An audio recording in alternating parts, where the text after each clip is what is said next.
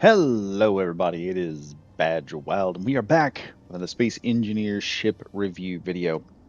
This time we are reviewing a really nifty, very subgrid heavy ship, just to go in here and show you guys what kind of cool stuff you can make with Space Engineers if you utilize the subgrids and you try to make them work. You do have some clanging issues that are a threat with subgrids, but this is one of those that works moderately well. Anyway, without further ado, let's get started. So, the ship in question is the LWY-51 Warm Welcome Mk1. It is a pinnacle of high fire rate assault cannon technology. Yes, assault cannon technology on a relatively small frame, creating a good sniping striker vessel capable of atmospheric and interplanetary combat. It includes protected main thrusters, dual rotary counter-rotating cannons, a lot of subgrids. To use the cannons, use a timer block on the hotbar that isn't named landing gear to stop the cannons pressed. Again, this is done by Sir Llewellyn, I believe that's how they say that. If not, do correct me in the comments. Required DLCs are Warfare 2, Sparks of the Future, Heavy DLC, Required Contact, Wasteland, Decorative Blocks 3, and Automations DLC. We're going to give that a thumbs up.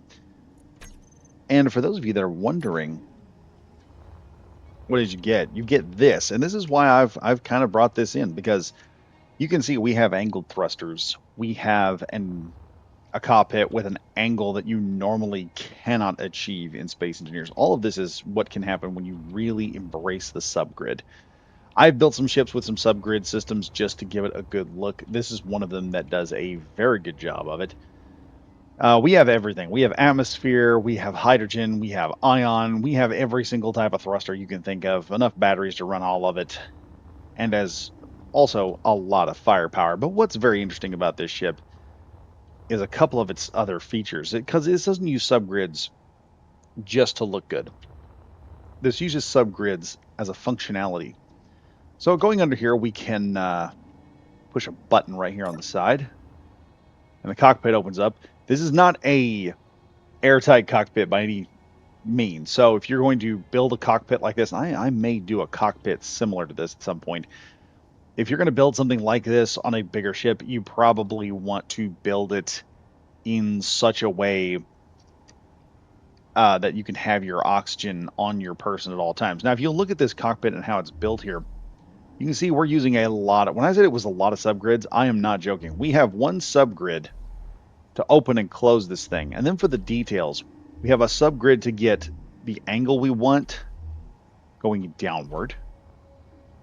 And then we have another subgrid using well, I like to call a sheet metal technique, because in construction we do this to cover up fascia on your house. And that is that little piece of wood right when the roof comes off. A lot of times you just put a painted board up there. Some houses you put something treated up there that won't rot, and then we'll cover it with a thing of sheet metal. And that's what this is basically done. You have a panel block here that has been worked and bent and shaped into a little L-shaped piece of metal that goes over and gives us this nice sloping angle that we normally would not get. Now, is this complicated? Yeah. Can you mass produce this? I wouldn't say you could. Okay, I wouldn't say you could. Let's hop in the cockpit here, because there's way more subgridding that's going on. One, we've got all these big cannons. We'll be checking those out here in a minute. We also have these nice thruster packs. You can see that this is two separate sets of thrusters, or actually no, four separate sets of thrusters that are on some type of either a hinge or a rotor or something, and they're pulling in, probably using a technique that I have shown off on the channel. If you guys want to check that out, be sure to look through. It's the subgrid thruster trick. But as we are going on here, let's pull up the tabs real quick. I believe I pushed 1. That turns off the ion thrusters and everything. Number 2 turns off our atmo thrusters. Number 4 runs the lock or unlock for the connector. Number 6 is the landing gear. Number 8 is where a lot more of this comes into play. Let's use the powers of in-game deityism here. So I can pull the sun around and we can all take a nice little look at this. I'm going to turn off tabs so y'all can see the amazingness of this land. Didn't know that was there, did you? Yeah, this thing has its own fold-out landing gear, complete with magnetic plates to allow it to magnetize the system. To put the landing gear back up, we merely push a button, and the landing gear slowly just slips right back in there seamlessly with the rest of the ship. If you had never seen it, you'd have never known it was there. Beautiful, just absolutely beautiful. Number 9, however, also activates, and we're going to use the powers of in-game God once more to put the sun somewhere where you guys can actually see what it is I'm looking at. Number 9 closes the cockpit, and getting a view in here, you don't have a whole lot you can really view because of the unique nature of this, but as far as a cockpit is concerned, having that open and unopened, we appear to have some type of enemy interaction just happened right there. What's going on over there? I just saw some fire, maybe sparks coming off of it, who knows. But continuing from the outside here, continuing on, we've got part 1 on page 2, activates specific lights. 1, 2, 3 activates a series of lights. I'm not sure which ones. Number 6 turns off the gyros. I'm not sure why that's necessary. Number 8 turns off and on or recharges the battery. Number 7 recharges the battery. Number 8 turns on and off the reactor. Number 9 recharges our hydrogen. And heading on over to the next one is where we get to the fun stuff. We have cameras for either side, 1 and 3. 1 runs the left camera, 3 runs the right camera. And then we have number 2, which starts this rotary battery. Yes.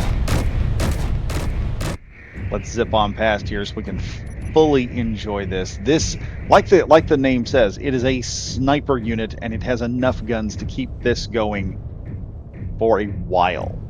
So if you're firing at a bigger ship, this is what I would probably call a ship that can punch above its weight. The assault cannons are great for dealing with larger vessels, and this is one of those ships that you can bring it into larger vessel range and start shooting with it, and it will just start pounding away with its guns, tearing away, and it's going to be loud, it's going to be proud. Let's go ahead and turn that off. Now, the other thing about this is it's a very interesting build, because with a build like this, you have some speed. You can see right here, the ship is more than capable of getting speed. We have a pretty good pitch ability. We also have a decent yaw. The only problem that we have here is with the roll, and the ship is not designed to be a fast mover. If this were a fighter for intercept or anything, I would be throwing a fit. But it's not. This is actually one of those ships that comes in and does its strafing run or sits at the back and fires. It doesn't have to have a good roll. That's more of an agility thing. It does have a decent pitch, so if you've got to get up out of a situation, you can. You've also got a pretty good yaw that'll move. And you can roll. It just takes a century to do such a thing and get such a maneuver going. Also notice this on the back. The main hydrogen thrusters are apparently taking advantage of something that Dog takes advantage of, in which he puts blast door blocks right up next to a thruster. And when you power up, that thruster is actually protected by these large blast door blocks here, which is pretty cool little maneuver right there. It's something interesting you can learn and do yourself when you're playing Space Engineers. You learn all these little tricks and all that. But yes, that is the Warm Welcome. A very cool little strike craft, I guess is what we call it, like a concept of an A-10 basically. Has a set of rotary cannons, so you are firing, I think, like 105 millimeter round at the target. So in rapid succession, mind you, just chucking it like you wouldn't believe. I don't know if this thing can fire faster or not. If it is, and you're the guy that built it, what was it, Sir LWY-51, I believe. I could be saying that wrong. Do tell us in the comments if this thing can be sped up and fired, or if this is the highest fire rate it can go at. But anyway, folks, if you enjoyed this video and you like the content, be sure to help me out with a like, comment, and subscribe. And if you made it this far, be sure to check the description. I have this ship located there. You can go in and check a link directly to Steam. You can download this thing and check it out yourself in your own Space Engineers run. Also, remember our membership program. You have probably seen this video up for about a week and you're saying, dang, I wish I could have seen this early when it first came up. Well, membership's only 99 cents. You do that, you get access to all my videos as soon as they are uploaded. And we are working on some emotes and some other things, trying to add some more stuff for the value of something under $1 for once in this world, because I don't think we have enough things that are under $1. Anyway, thank you all for watching. I am Badger Wild saying stay safe, stay frosty, and I'll see you guys in the next video. Goodbye for now.